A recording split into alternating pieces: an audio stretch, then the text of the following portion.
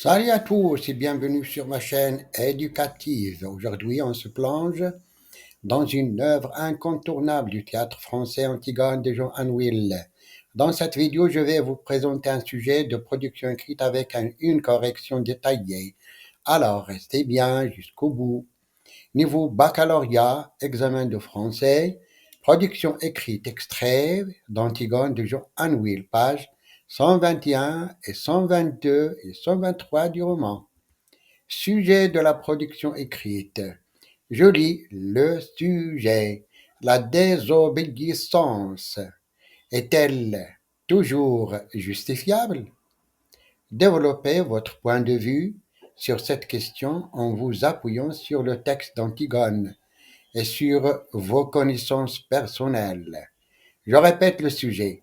La désobéissance est-elle toujours justifiable? Développez votre point de vue sur cette question en vous appuyant sur le texte d'Antigone et sur vos connaissances personnelles. Critères de correction. Conformité à la consigne. Le respect du sujet et de la forme demandée. Texte argumentatif. La cohérence de l'argumentation. Présence d'une thèse claire, d'arguments pertinents et d'exemples précis tirés du texte et ou de vos connaissances. Organisation du texte, structure claire et logique. Introduction, développement et la conclusion. Utilisation de connecteurs logiques. Correction de la langue. Vocabulaire varié et précis. Syntaxe correcte, orthographe et conjugaison maîtrisée.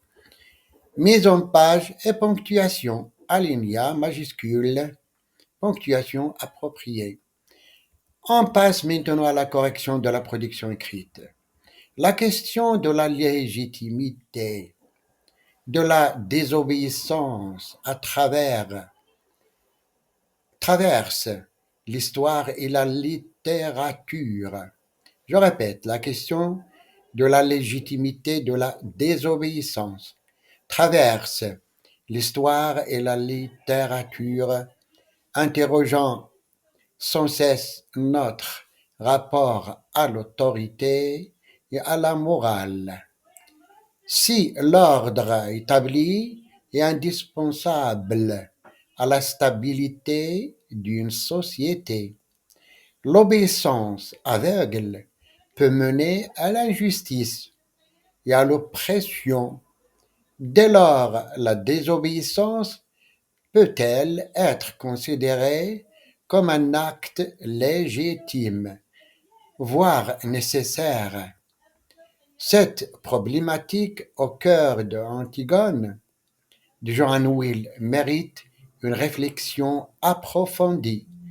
Dans Antigone, l'héroïne s'oppose à l'édit de Créon qui interdit d'enterrer son frère Polynice, considéré comme un traître, animé par un profond sens de la justice et de la piété filiale. Elle choisit de braver la loi humaine pour obéir à une loi supérieure, celle de sa conscience et des dieux. Son acte, bien qu'aboutissant à sa perte, incarne une résistance face à un pouvoir jugé illégitime. Antigone illustre ainsi l'idée que la désobéissance devient légitime lorsque la loi va à l'encontre des valeurs fondamentales de l'individu. L'histoire regorge d'exemples de désobéissance ayant conduit à des avancées majeures. La lutte contre la ségrégation raciale aux États-Unis, menée par Martin Luther King, et en est une illustration frappante. En refusant de se plier aux lois ségrégationnistes, King et ses partisans ont contribué à la reconnaissance des droits civiques des Afro-Américaines. De même, durant la Seconde Guerre mondiale, les mouvements de résistance ont démontré que désobéir à un régime totalitaire pouvait être un devoir moral. Ces exemples montrent que la désobéissance, lorsqu'elle repose sur des principes éthiques et poursuit un objectif juste, peut être un puissant levier de progrès. Cependant, toute forme de désobéissance n'est pas forcément légitime. Il est essentiel de distinguer la résistance fondée sur des principes moraux de la rébellion motivée par des intérêts personnels ou destructeurs. Une société ne peut fonctionner si chacun s'arroge le droit de transgresser les règles selon son bon vouloir. C'est pourquoi la désobéissance civile doit être un acte réfléchi, non violent et assumé, visant à éveiller les consciences et à susciter un débat public. Elle doit également respecter certaines limites,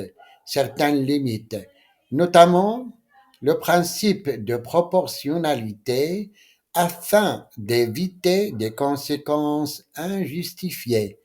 En conclusion, si la désobéissance ne saurait être justifiée en toutes circonstances, elle devient légitime lorsqu'elle s'oppose à une injustice manifeste et qu'elle est guidée par un idéal de justice et de bien commun. Antigone, en acceptant la mort plutôt que de renoncer à ses convictions, nous rappelle que l'obéissance n'est pas une fin en, en soi et que la conscience individuelle peut être un guide précieux face à l'oppression.